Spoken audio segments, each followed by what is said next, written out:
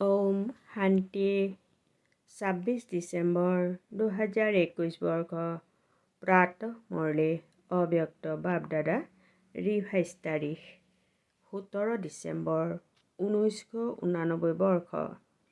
সদায় সমৰ্থ কেনেকৈ হবা? আজি সমৰ্থ পিতাই নিজৰ চাৰিওফালৰ মাষ্টৰ সমৰ্থ সন্তানসকলক চাই আছে হওক। এবিধ হৈছে সদায় সমৰ্থ আৰু আনবিধ হৈছে কেতিয়াবা সমৰ্থ। কেতিয়াবা ব্যৰ্থৰ ফালে নিবিচৰা স্বত্বেও আকৰ্ষিত হৈ যায়, কিয়নো য'ত সমৰ্থ স্থিতি আছে ত'ত ব্যৰ্থ থাকিব নোৱাৰে, সংকল্পও ব্যৰ্থ উৎপন্ন হ'ব নোৱাৰে। বাপ দাদাই চাই আছিল যে বহুত সন্তানে এতিয়াও পিতাৰ আগত অভিযোগ দিয়ে যে কেতিয়াবা ব্যৰ্থ সংকল্পই স্মৃতিক অভিযোগলৈ সলনি কৰি দিয়ে। নিবিচাৰো কিন্তু আহি যায়। বিকল্পৰ অৱস্থাটোক গৰিষ্ঠ সংখ্যকে বহু সময়লৈকে সমাপ্ত কৰি দিছে। কিন্তু ব্যৰ্থ চোৱা, ব্যৰ্থ শুনা আৰু ভবা, ব্যৰ্থত সময় অতিবাহিত কৰা এই ক্ষেত্ৰত সম্পূৰ্ণ উত্তীৰ্ণ নহয়, কিয়নো অমৃত বেলাৰ পৰা গোটেই দিনৰ দিনচৰ্যাত নিজৰ মন আৰু বুদ্ধিক সমৰ্থ স্থিতিত স্থিত কৰাৰ কাৰ্যসূচী নিৰ্ধাৰণ নকৰে, সেইবাবে মন বিচলিত হৈ যায়।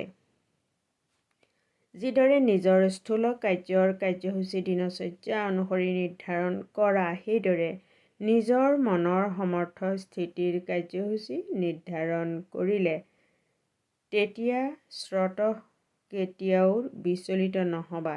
যিমানে নিজৰ মনক সমৰ্থ সংকল্পত ব্যস্ত কৰি ৰাখিবা, তেতিয়া মনে বিচলিত হোৱাৰ সময়ে নাপাব। আজিকালিৰ জগতত ডাঙৰ পদবীধাৰীসকলে যিসকলক IP অৰ্থাৎ নতুবা VIP অৰ্থাৎ অতি গণ্যমান্য ব্যক্তি বুলি কয়, তেওঁলোকে সদায় নিজৰ কাৰ্যৰ দিনচৰ্যাক সময় অনুসৰি নিৰ্ধাৰণ কৰে। তেন্তে তোমালোক কোন হোৱা? তেওঁলোক যদিওবা VIP হয়, কিন্তু গোটেই বিশ্বত ঈশ্বৰীয় সন্তান হোৱা সূত্ৰে ব্ৰাহ্মণ জীৱন হোৱা সূত্ৰে তোমালোক যিমানেই আগত ভি নলগোৱা তেতিয়াও কম হয়, কিয়নো তোমালোকৰ আধাৰত বিশ্ব পৰিৱৰ্তন হয়। তোমালোক বিশ্বৰ নৱনিৰ্মাণৰ আধাৰমূৰ্ত হোৱা, বেহদৰ নাটকৰ ভিতৰত মুখ্য ভাৱৰীয়া হোৱা আৰু হীৰাতুল্য জীৱনৰ অধিকাৰী হোৱা। তেন্তে কিমান ডাঙৰ হলা? এইটো শুদ্ধ নিচাই সমৰ্থ কৰি তোলে আৰু দেহৰ অভিমানৰ নিচাই তললৈ লৈ আহে। তোমালোকৰ আত্মিক নিচা আছে, সেইবাবে তললৈ লৈ নাহে, সদায় উচ্চত উৰন্ত কলাৰ ফালে লৈ যায়।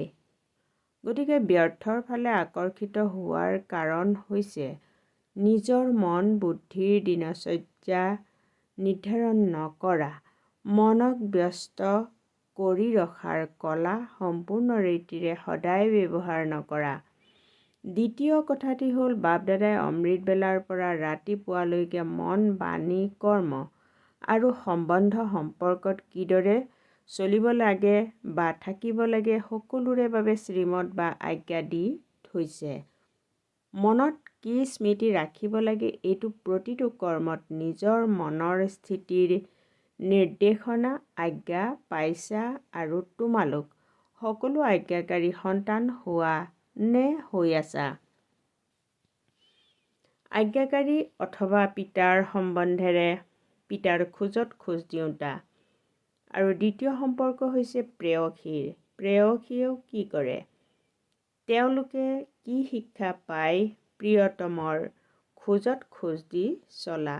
গতিকে আজ্ঞাকাৰী অৰ্থাৎ বাপ দাদাৰ আজ্ঞাৰূপী সন্তান বা আজ্ঞাৰূপী খোজত খোজ দিয়া।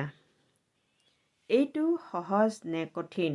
ক'ত ভৰি দিওঁ, সঠিক হয়নে নহয় এনেকৈ ভবাৰো দৰকাৰ নাই।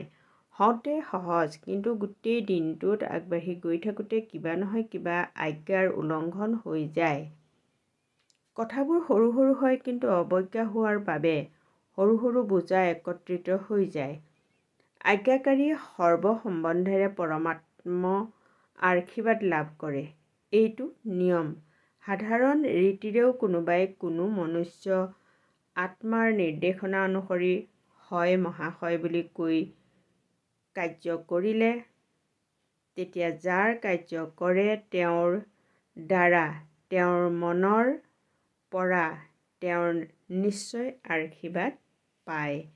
এয়াটো হৈছে পৰমাত্ম আশীৰ্বাদ। পৰমাত্ম আশীৰ্বাদৰ কাৰণে আজ্ঞাকাৰী আত্মা সদায় ডবল লাইট উড়ন্ত কলাধাৰী হয়। লগতে আজ্ঞাকাৰী আত্মাই আজ্ঞা পালন কৰাৰ প্ৰতিদানত পিতাৰ দ্বাৰা ইচ্ছা শক্তি বিশেষ অৱদান ৰূপত উত্তৰাধিকাৰৰ ৰূপত প্ৰাপ্ত কৰে। পিতাই সকলো শক্তি সন্তানসকলক ইচ্ছাপত্ৰ কৰি দিয়ে। সেইবাবে সকলো শক্তি সহজে প্ৰাপ্ত হৈ যায়। গতিকে এনেদৰে ইচ্ছা শক্তি প্ৰাপ্ত কৰোঁতা আজ্ঞাকাৰী আত্মাই উত্তৰাধিকাৰ, বৰদান আৰু আশীৰ্বাদ এই সকলোবোৰ প্ৰাপ্ত কৰি লয়, যাৰ কাৰণে সদায় আনন্দিত নাচি বাহ-বাহৰ গীত গাই উৰি থাকে। কিয়নো তেওঁলোকৰ প্ৰতিটো কৰ্মই তেওঁলোকক প্ৰত্যক্ষ ফল প্ৰাপ্ত কৰায়। কৰ্ম হৈছে বীজ। যেতিয়া বীজো শক্তিশালী হয় তেতিয়া ফলো তেনেকুৱাই পাব, নহয় জানো? গতিকে প্ৰতিটো কৰ্মৰ প্ৰত্যক্ষ ফল পৰিশ্ৰম অবিহনে স্বতঃ প্ৰাপ্ত হয়। যিদৰে ফলৰ শক্তিৰে শৰীৰ শক্তিশালী হৈ থাকে, সেইদৰে কৰ্মৰ প্ৰত্যক্ষ ফল প্ৰাপ্তিৰ কাৰণে আত্মা সদায় সমৰ্থ হৈ থাকে। গতিকে সদায় সমৰ্থ হৈ থকাৰ দ্বিতীয়টো আধাৰ হৈছে সময় বা সদায় আৰু স্বতঃ আজ্ঞাকাৰী হোৱা। এনেকুৱা সমৰ্থ আত্মাই সদায় সহজে উৰি নিজৰ সম্পূৰ্ণ লক্ষ্য পিতাৰ সমীপস্থিতি প্ৰাপ্ত কৰে। গতিকে ব্যৰ্থৰ ফালে আকৰ্ষিত হোৱাৰ কাৰণ হৈছে অৱজ্ঞা। ডাঙৰ ডাঙৰ অৱজ্ঞা নকৰা সৰু সৰু হৈ যায়। যিদৰে মুখ্য প্ৰথম আজ্ঞা হৈছে পবিত্ৰ হোৱা, কামজিত হোৱা। এইটো আজ্ঞা পালন কৰাত গৰিষ্ঠ সংখ্যক উত্তীৰ্ণ হৈ যায়। হোজা মাতাসকলো এই ক্ষেত্ৰত উত্তীৰ্ণ হৈ যায়। যিটো কথা জগতে অসম্ভৱ বুলি ভাবে তাত উত্তীৰ্ণ হৈ যায়। কিন্তু তাৰ দ্বিতীয়টোই ভাই ক্ৰোধ এই ক্ষেত্ৰত কেতিয়াবা কেতিয়াবা আধা বিফল হৈ যায়। আকৌ চতুৰো বহুত আছে। বহুত সন্তানে কয় ক্ৰোধ কৰা নাই, কিন্তু অলপ কৰ্তৃত্বৰো দেখুৱাবলগীয়া হয়। ক্ৰোধ নাহে, অলপ কৰ্তৃত্ব ৰাখোঁ। যেতিয়া অসম্ভৱকো সম্ভৱ কৰিলা, এয়াতো তাৰ সৰু ভাই, তেন্তে তাক আজ্ঞা বুলি কবা নে অৱজ্ঞা? ইয়াতকৈ সৰু অৱজ্ঞা অমৃত বেলাৰ নিয়ম আধা পালন কৰা, উঠি বহিতো যোৱা, কিন্তু পিতাৰ যি আজ্ঞা সেইটো বিধিৰে সিদ্ধি প্ৰাপ্ত কৰা নে? শক্তিশালী স্থিতি হয়নে? মিঠা শান্তিৰ লগে লগে নিদ্ৰাৰ শান্তিও মিহলি হৈ যায়। বাপ দাদাই যদি প্ৰত্যেককে নিজৰ সপ্তাহটোৰ টিভি দেখুৱায় তেন্তে চাবলৈ বহুত মজা লাগিব। গতিকে আধা আজ্ঞা মানা, নিয়ম পালন কৰোঁতা হোৱা, কিন্তু সিদ্ধ স্বৰূপ নোহোৱা, ইয়াক কি বুলি কোৱা হ'ব? এনেকুৱা সৰু সৰু আজ্ঞা আছে। যিদৰে আজ্ঞা আছে কোনো আত্মাক দোষ নিদিবা, দোষ নলবা। এই ক্ষেত্ৰতো দোষ নিদিয়া, কিন্তু লৈ লোৱা নহয়। ব্যৰ্থ সংকল্প চলাৰ কাৰণেই হৈছে ব্যৰ্থ। দোষ ললা, শুনি ললা, সেইবাবে দোষী হলা। শুনা কথাৰ নিবিচৰা স্বত্বেও মনত চিন্তন চলে। এনেকৈ কিয় ক'লে, এইটো ঠিক কথা নক'লে, এইটো হ'ব নালাগে। ব্যৰ্থ শুনা চোৱাৰ অভ্যাস মনৰ 63 জন্মৰ পৰা আছে। সেইবাবে এতিয়াও সেইফালে আকৰ্ষিত হৈ যোৱা সৰু সৰু অৱজ্ঞাই মন গধুৰ কৰি দিয়ে আৰু গধুৰ হোৱাৰ কাৰণে উচ্চ স্থিতিৰ ফালে উৰিব নোৱাৰে। এয়া অতি গূঢ় গতি। যিদৰে পূৰ্ব জন্মৰ পাপ কৰ্মৰ বোজাই আত্মাক উৰিব নিদিয়ে, সেইদৰে এইটো জন্মৰ সৰু সৰু অৱজ্ঞাৰ বোজাই যেনেকুৱা স্থিতি বিচৰা তেনেকুৱা অনুভৱ কৰিবলৈ নিদিয়ে। ব্ৰাহ্মণৰ কাৰ্যকলাপ বহুত ভাল। পিতাই সোধে, কেনেকুৱা আছা? তেতিয়া সকলোৱে ক'ব, বহুত ভালদৰে আছোঁ, ঠিক আছোঁ। আকৌ যেতিয়া সোধে যে যেনেকুৱা স্থিতি হ'ব লাগে তেনেকুৱা হোৱানে বা তেনেকুৱা হয়নে, তেতিয়া মৌন হৈ যায়। সেইকাৰণে এই অৱজ্ঞাসমূহৰ বোজাই সদায় সমৰ্থ হ'বলৈ নিদিয়ে। গতিকে আজি এইটোৱে শ্লোগান স্মৃতিত ৰাখিবা, ব্যৰ্থ নাভাবিবা, ব্যৰ্থ নাচাবা, ব্যৰ্থ নুশুনিবা, ব্যৰ্থ নক'বা, ব্যৰ্থ কৰ্মত সময় নষ্ট নকৰিবা। তোমালোকে বেয়াকটো অতিক্ৰম কৰিলা। এতিয়া এনেকুৱা আজ্ঞাকাৰী চৰিত্ৰৰ চিত্ৰ অংকন কৰা। ইয়াক কোৱা হয় সদায় সমৰ্থ হোৱা।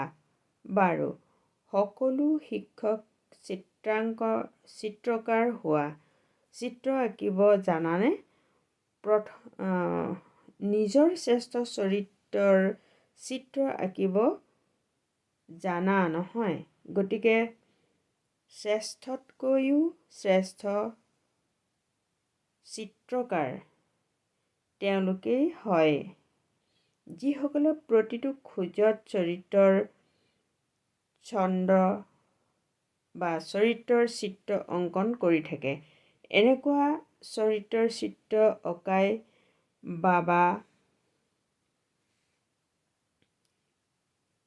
বাবাই কৈছে, এনেকুৱা চৰিত্ৰৰ চিত্ৰ অঁকাৰ বাবেই তোমালোকৰ জড়চিত্ৰ আধাকল্প ধৰি চলে। গতিকে শিক্ষকে অৰ্থাৎ শ্ৰেষ্ঠতকৈ শ্ৰেষ্ঠ চিত্ৰকাৰ, নিজৰ চিত্ৰও আঁকা আৰু অন্য আত্মাসকলকো চিত্ৰকাৰ কৰি তোলা, আনৰো শ্ৰেষ্ঠ চৰিত্ৰ অঁকাৰ নিমিত্ত শিক্ষক হোৱা। ইয়াতেই ব্যস্ত হৈ থাকা নহয়, সম্পূৰ্ণ ব্যস্ত হৈ থাকিবা। এক ছেকেণ্ডো যদি মন বুদ্ধিক আজৰি কৰি ৰাখা, তেন্তে ব্যৰ্থ সংকল্পই নিজৰ ফালে আকৰ্ষিত কৰি ল'ব। বাবাই কৈছে, শুনালো নহয় যে সেৱাৰ প্ৰত্যক্ষ ফল সদায় প্ৰাপ্ত হওক। সদায় আজ্ঞাকাৰী আত্মাৰ এইটোৱেই লক্ষণ। কেতিয়াবা সেৱাৰ প্ৰত্যক্ষ ফল পোৱা, কেতিয়াবা নোপোৱা। ইয়াৰ কাৰণ কি? কিবা নহয় কিবা অৱজ্ঞা হয়। শিক্ষক অৰ্থাৎ অমৃত বেলাৰ পৰা ৰাতিলৈকে প্ৰতিটো আজ্ঞাৰ খোজত খোজ দিওঁতা। এনেকুৱা শিক্ষক হোৱানে? কেতিয়াবা অৱহেলাৰ ভাৱ আহি যায়। অৱহেলা কৰোঁতা নহ'বা, দায়িত্বও মুকুটধাৰী হোৱা। কেতিয়াবা মুকুট গধুৰ লাগে, তেতিয়া খুলি পেলাই। তোমালোক খুলি পেলাওঁতাটো নোহোৱা নহয়। সদায় আজ্ঞাকাৰী মানে সদায় দায়িত্বৰ মুকুটধাৰী। শিক্ষকটো সকলো হয়, কিন্তু ইয়াক কোৱা হয় যোগ্য শিক্ষক, যোগী শিক্ষক। শিক্ষকে কেতিয়াও অভিযোগ দিব নোৱাৰে। অন্যক সম্পূৰ্ণ কৰি তোলোতা হীৰা বা অন্যক সম্পূৰ্ণ কৰি তোলোতা হোৱা অভিযোগ দিওঁতা নহয়।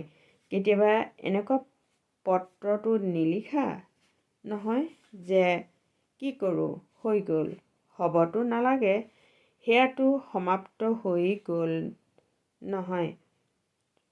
শুনাইছিলোঁ পত্ৰ নিশ্চয় লিখিবা, মধুবনলৈ পত্ৰ নিশ্চয় পঠিয়াবা, কিন্তু মই সদায় অ'কে অৰ্থাৎ ঠিক, বছ এই দুহাৰী লিখিবা, পঢ়োতাজনৰো সময় নাই আকৌ পাছত অভিযোগ দিয়া যে পত্ৰৰ উত্তৰ নাহিল।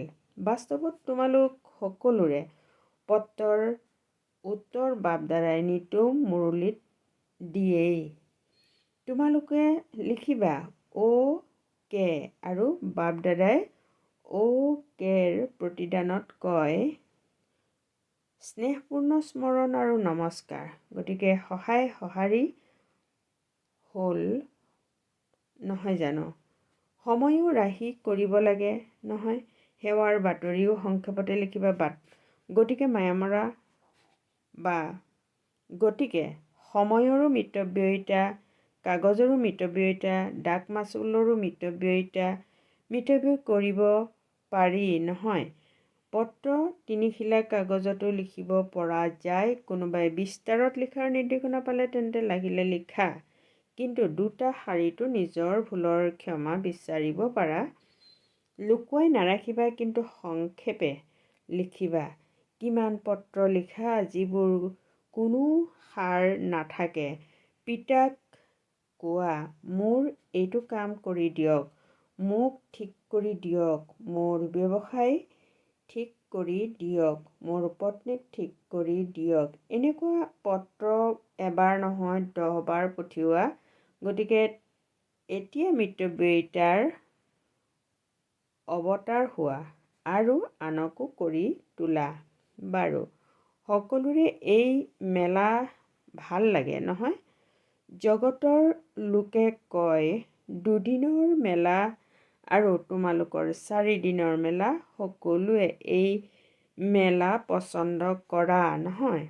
বাৰু চাৰিওফালৰ সদায় সমৰ্থ আত্মাসকলক সদায় প্ৰতিটো খোজত আজ্ঞাকাৰী হৈ থাকোঁতা আজ্ঞাকাৰী সন্তানসকলক সদায় ব্যৰ্থ সমৰ্থ লৈ পৰিৱৰ্তন কৰোঁতা বিশ্ব পৰিৱৰ্তক আত্মাসকলক সদায় নিজৰ চৰিত্ৰৰ চিত্ৰকাৰ সন্তানসকলক সত্য বাপদাদাৰ স্নেহপূৰ্ণ স্মৰণ আৰু নমস্কাৰ। অব্যক্ত বাপদাদাৰ মণ্ডল অনুসৰি সন্তানসকলৰ সৈতে সাক্ষাৎ বোম্বাই আৰু গুজৰাটৰ দল। বেহদ পিতাৰ অৰ্থাৎ বেহদৰ মালিকৰ বালক হওঁ, এনেকৈ ভাবানে?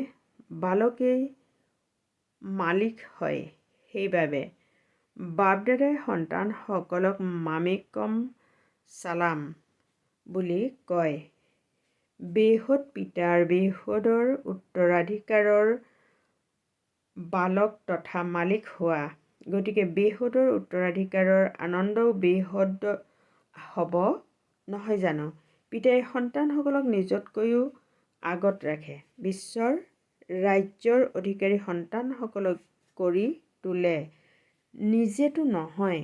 গতিকে বৰ্তমান আৰু ভৱিষ্যত দুয়োটাৰ অধিকাৰ পাই গলা আৰু দুয়োটাই বেহদ সত্য। যুগতো ভাষা ৰং দেশৰ হদতো অৰ্থাৎ সীমাতো নাথাকিব নহয়। ইয়াত চোৱা কিমান সীমা আছে। বেহদৰ আকাশতকো সীমা বান্ধি ভাগ কৰি দিছে, তাত কোনো সীমা নাই। গতিকে বেহদৰ ৰাজ্য ভাগ্য হৈ গ'ল। কিন্তু বেহদৰ ৰাজ্য ভাগ্য প্ৰাপ্ত কৰিবলগীয়া সকলে প্ৰথমে এই সময়ত নিজৰ দেশৰ সীমাৰ সিপাৰে যাব লাগে। যদি দেহ বোধৰ সীমাৰ পৰা ওলাই যোৱা, তেন্তে সকলো সীমাৰ পৰা ওলাই যাব। সেইবাবে বাপদাদাই কয় প্ৰথমতে দেহ সহিত দেশৰ সকলো সম্বন্ধৰ পৰা উপৰাম হোৱা। প্ৰথমতে দেশত বা দেশ, তাৰ পাছত দেশ সম্বন্ধীয় গতিকে এই দেহবোধৰ সীমাৰ পৰা ওলাই আহিছানে? কিয়নো দেহৰ সীমাই কেতিয়াও ওপৰলৈ লৈ নাযায়। দেহ হৈছে মাটি। মাটি সদায় গধুৰ হয়। কোনো বস্তু মাটিৰ হ'লে নিশ্চয় গধুৰ হ'ব নহয়। এই দেহটো হৈছে পুৰণি মাটি। ইয়াত আবদ্ধ হ'লে কি পাবা? একো। বাবাই কৈছে একো নাপাবা। গতিকে সদায় এইটো নিশ্চা ৰাখিবা যে বেহুদৰ পিতা আৰু বেহুদৰ উত্তৰাধিকাৰৰ বালক তথা মালিক হওঁ। যেতিয়া বালক হ'ব লাগে সেই সময়ত মালিক নহ'বা, আৰু তেতিয়া মালিক হ'ব লাগে সেই সময়ত বালক নহ'বা। কেতিয়াবা কিবা ৰায় দিব লাগে, পৰিকল্পনা যুগুত কৰিব লাগে, কিবা কাৰ্য কৰিব লাগে, তেতিয়া মালিক হৈ কৰা।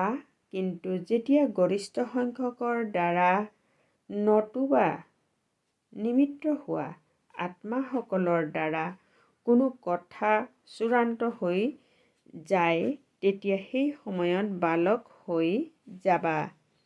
সেই সময়ত মালিক নহ'বা। মোৰ বিচাৰেই ঠিক, মোৰ পৰিকল্পনাই ঠিক নহয়। সেই সময়ত মালিক নহ'বা। কোনটো সময়ত ৰায় বাহাদুৰ হ'ব লাগে আৰু কোনটো সময়ত ৰায় মানুহতা হ'ব লাগে। যিয়ে এইটো কাইদা শিকি যায় তেওঁ কেতিয়াও তল ওপৰ নহয়। তেওঁ পুৰুষাৰ্থ আৰু সেৱাত সফল ব্যক্তি অথবা সফল হৈ থাকে। নিজক খাপ খুৱাই ল'ব পাৰে, নিজক নতশিৰ কৰাব পাৰে। নতশিৰ হওঁতাসকলে সদায় সেৱাৰ ফল পায় আৰু নিজৰ অভিমানত থাকোঁতাসকলে সেৱাৰ ফল নাপায়। গতিকে সফলতা বিধি হৈছে বালক তথা মালিক। সময়ত বালক হ'বা, সময়ত মালিক হ'বা। এইটো বিধি জানানে? যদি সৰু কথাক বালকৰ সময়ত মালিক হৈ সিদ্ধ কৰা, তেন্তে পৰিশ্ৰম বেছি আৰু ফল কম পাবা। আৰু যিয়ে বিধি জানে সময় অনুসৰি তেওঁ পৰিশ্ৰম কম আৰু ফল বেছিকৈ প্ৰাপ্ত হয়। তেওঁ সদায় মিচিকিয়াই থাকিব, নিজেও আনন্দিত হৈ থাকিব আৰু আনক দেখিও আনন্দিত হ'ব। কেৱল মই বৰ আনন্দিত হৈ থাকোঁ এইটো নহয়, কিন্তু আনন্দিত কৰিবও লাগে, আনন্দিত হৈ থাকিবও লাগে। তেতিয়াহে ৰজা হ'বা। নিজকো খাপ খুৱাই ল'লে তেতিয়া স্বৰ্ণিম যুগৰ অধিকাৰ নিশ্চয় প্ৰাপ্ত কৰিবা। ভাল বাৰু। অতি মৰম। বাবাই কৈছে বৰদান। স্থূল আৰু সূক্ষ্ম দুয়োটা ৰীতিৰে নিজক ব্যস্ত কৰি ৰাখোঁতা মায়াজীত বিজয়ী হোৱা। বহলাই এনেদৰে কোৱা হৈছে, নিজক সেৱাধাৰী বুলি ভাবি নিজৰ ৰুচি উৎসাহেৰে সেৱাত ব্যস্ত হৈ থাকা, তেতিয়া মায়াই সুযোগ নাপাব। যেতিয়া সংকল্পৰে বুদ্ধিৰে আনকি স্থূল কৰ্মৰ পৰাও মুক্ত হৈ থাকা, তেতিয়া মায়াই সুযোগ লৈ লয়। কিন্তু স্থূল আৰু সূক্ষ্ম দুয়োটা ৰীতিৰে আনন্দেৰে সেৱাত ব্যস্ত হৈ থাকা, তেতিয়া আনন্দৰ কাৰণে মায়াই মুখামুখি হোৱাৰ সাহস নকৰিব। সেইবাবে নিজেই শিক্ষক হৈ বুদ্ধিক ব্যস্ত কৰি ৰখাৰ দৈনিক কাৰ্যসূচী হাতত লোৱা, তেতিয়া মায়াজীত বিজয়ী হৈ যাবা। শ্লোগান: নিশ্চয় আৰু নিচাৰে কোৱা, বাবা মোৰ লগত আছে, তেতিয়া মায়া সমীপত আহিব নোৱাৰিব। ওম শান্তি।